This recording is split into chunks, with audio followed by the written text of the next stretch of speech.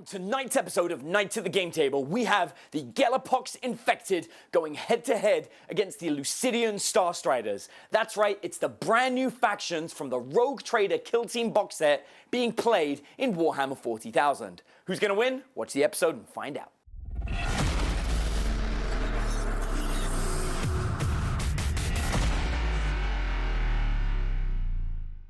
To keep up to date with everything at Knights at the Game Table, all you have to do is click subscribe and then hit that tiny little notification button next to it, so every time we upload a new video, YouTube will be sure to let you know. So today we have Kevin taking the Elucidian Starstriders going against Eve, who's normally the queen of the Necrons, but today she's going to be the queen of the Gellerpox infected in this head-to-head battle using the miniatures from Rogue Trader. Now, while you're watching the game, don't forget that you've got an opportunity to win a start collecting box of your choice.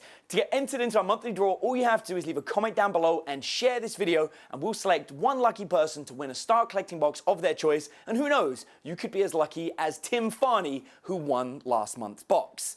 Now, also don't forget that if you'd like to see more content from us with exclusive episodes every single week in our members area, and of course help us support the show to make even more episodes, we'll do you the kindness and send you one of these lovely dice trays, the same ones that we use in the actual show, as a gift for becoming a member of Knights at the Game Table. And if you'd like to learn more about membership and all of the other benefits that you get, all you have to do is look in the description and you'll see a link to learn more. So while you're entering into our monthly competition, and of course finding out about becoming a member of Knights at the Game Table, I'll see you in the game.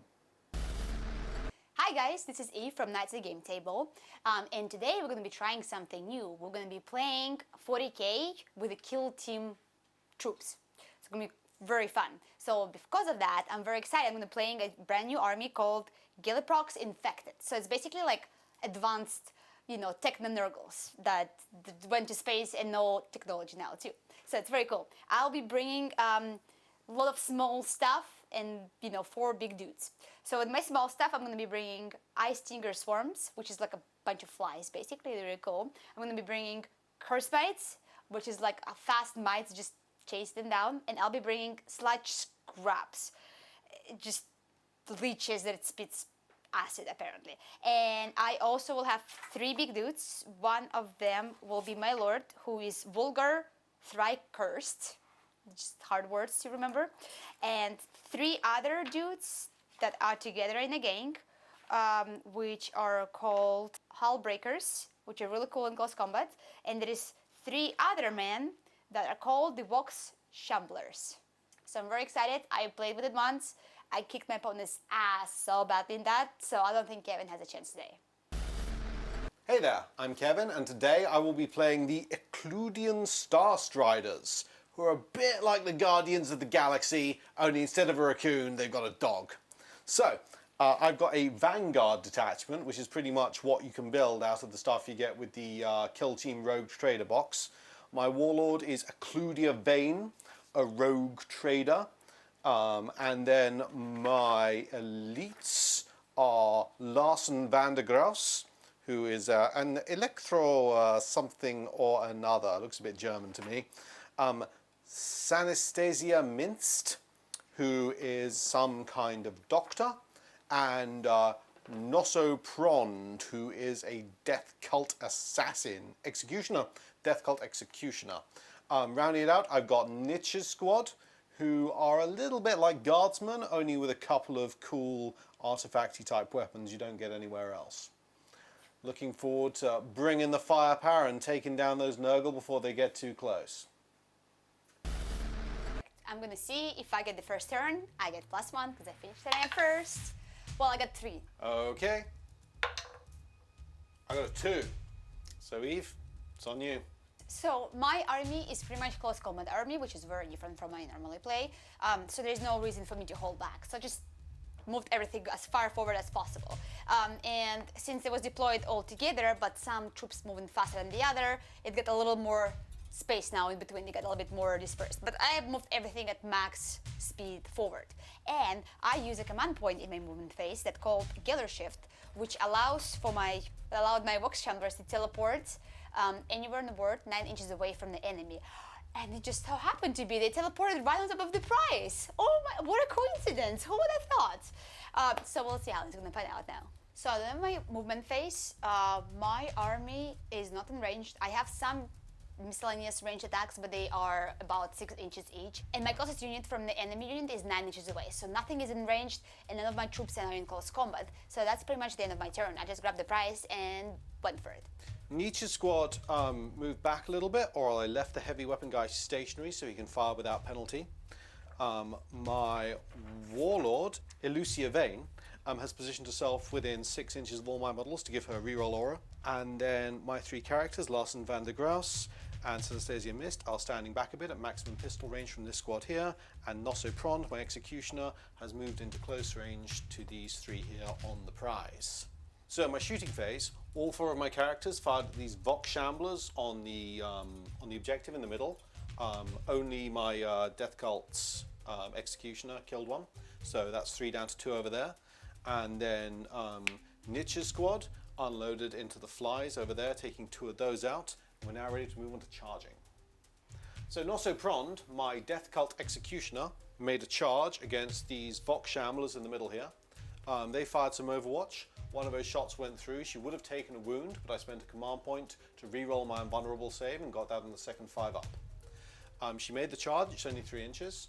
In close combat, she got a wound through, but it was shrugged off by a disgustingly resilient roll. And now she's taken some attacks back. She has 1 5-up invulnerable to make. She does have 2 wounds. This isn't going to kill her, but let's see if we take it. We do not on a 6, so we're still on full health. That brings us to the end of my combat phase, and that is the end of my turn. So in my movement phase, first of all, one of my flies came back to life just because they breed so fast they replenish their troop supplies. And then I moved everything as much forward as possible just because it looks like that's going to be a big, messy fight in the middle of the board right there. So I moved all my smaller troops out there and I advanced my bigger guys. I rolled 5 and 6 on both rolls, which helped me advance them pretty close. So next turn they will get into that fist fight. So my army again is very close combat. I don't have any shooting in my shooting phase, so I'm just gonna charge in close combat, starting with my flies.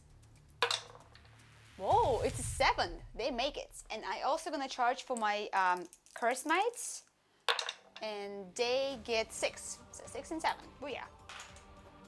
We're in Eve's close combat phase, and so far my executioner has taken a wound from her flies, leaving her on only 1 wound. I'm pretty sure she's not going to survive the rest of this combat phase, so I'm going to spend 2 command points to make her fight now ahead of time to get something more out of her before she goes.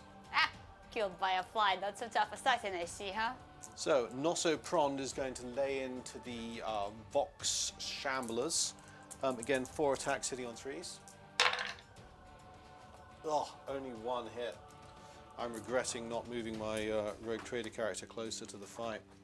So she is going to wound on a 2. Toughness 4. Which is good. Always wounds on a 2. Oh, because okay. she's an assassin. Cool. Unfortunately, she's failed to land any wounds, so it's back to Eve's combats. Sucker, huh? Did worse command points. Happily spent. Alright, cool. Alright, Curse Mites are gonna hit her next. They have 2 attacks each, hitting on the 4. Most of them hit. 6 hit. I need 5s. Come on, Mites. Ooh, you have 2 saves to make, my friend. Let me see if there's any... No AP. Okay, so I've got to make 2 saves of a 5-up or she's a goner. Nope, not made it. She is gone. So finally that lady is gone. Killed by bugs, you know, like a true lady. And my smites, curse mites, pile in, and because they curse mites, they pile in by 6 inches, not 3, which is exactly how far away were next people of Kevin's. So they kind of are going to be in close combat very much soon. So yeah. In my movement phase, my medic has fallen back into this corner. She's kind of being a bit of a sacrificial lamb, all by herself right now. Larsen van der Graaf became one with the electromotive force, which is a special stratagem, costs 1 command point, allows him to teleport, and he's used that to get out of combat without actually falling back, which is a bit sneaky. Then my Rogue Trader commander has fallen back to be surrounded by these other models here. And Nietzsche's squad, the heavy weapon guy stayed stationary so he doesn't get a penalty to shoot, but all the Lasgun characters have moved into, Lasgun models have moved into rapid fire range on these two squads here, and now we're ready for a good round of shooting.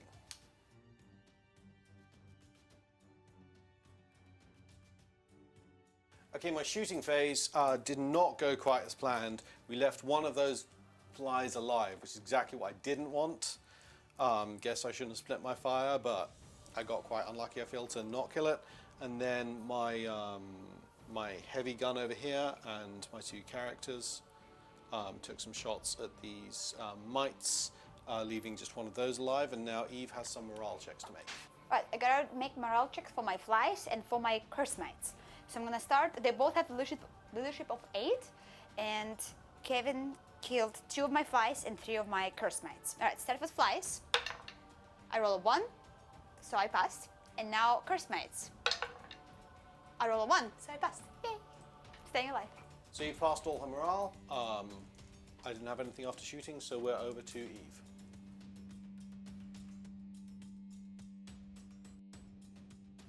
I figured since girls don't like insects normally, my bugs will go chasing after that female doctor, like synesthesia, because, you know, they've proven to be good. One of my fly came back, as always, you know, because it's awesome. So I advanced my big buff guys over, and now, finally, catching up with those humans, and my warlord is in range with his flamethrower, or whatever, like acid spitter gun within 8 inches. That's perfect.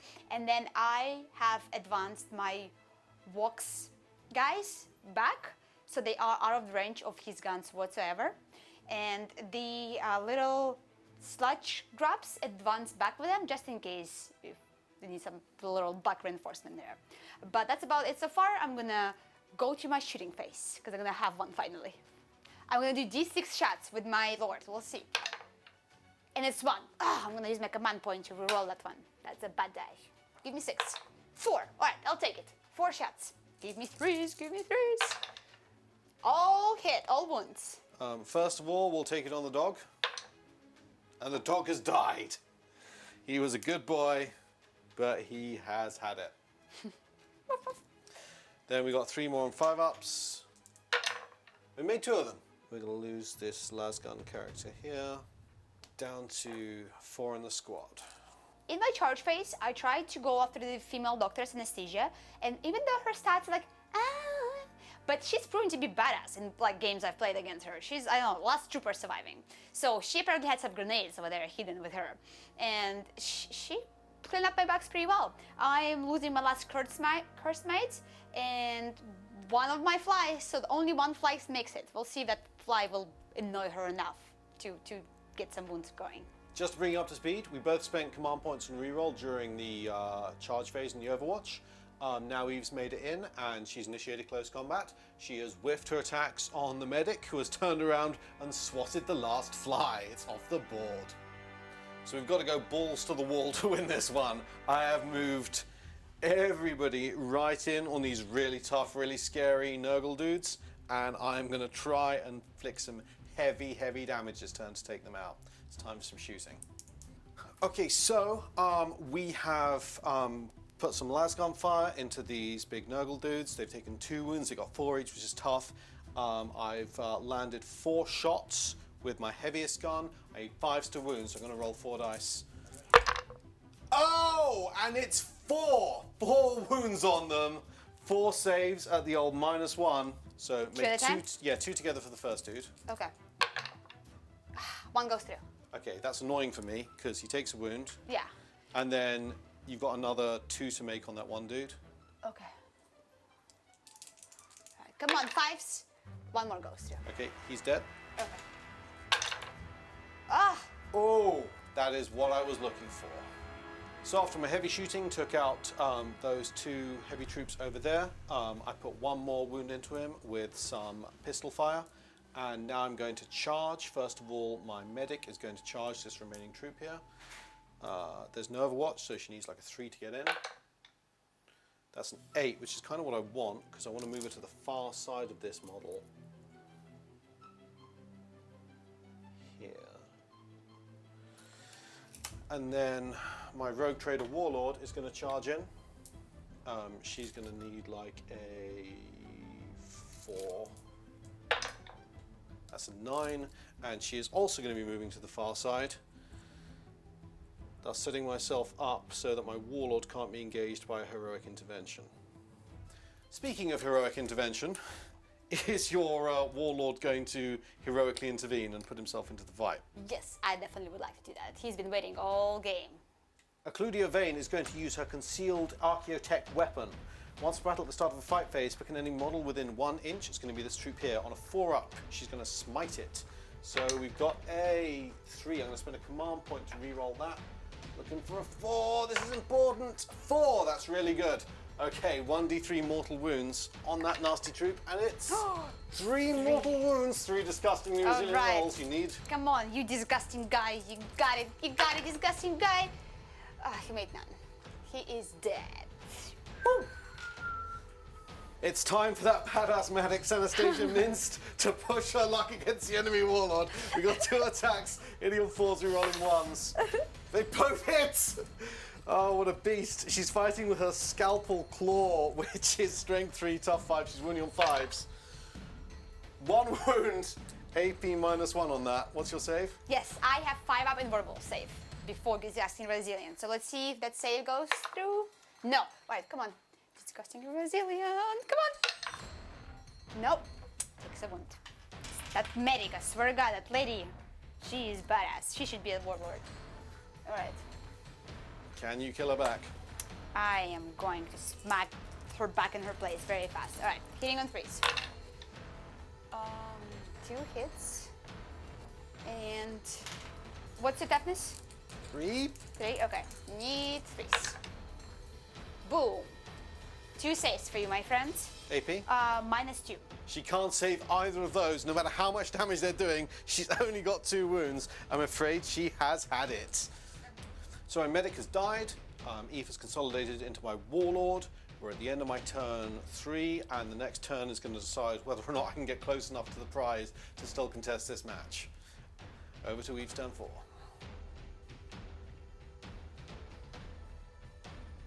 Right, so at the start of my turn, I spend 1 command point and use a stratagem called Mutoid Infestation, which is really good. It's only 1 command point, and it lets me bring the whole dead squad of my flies back into the battlefield within 12 inches of my friendly units and within 9 inches of my enemy units, which is perfect. So I pile them right on the price. They're gonna add an extra layer of protection there, you know, like a little pawns, they're gonna get shots. And nothing else is gonna move here, actually. You know, like my guys are holding the pie right there, and my warlord already engaged in close combat, so we're just gonna take it from there. So in close combat, my warlord is gonna attack his warlord. And he has 4 attacks hitting on 3s. Let's do it. None of them hit. None. Luckily, my warlord rerolls once. So I'm gonna reroll this 1, 1, into 1. What? What? How is that?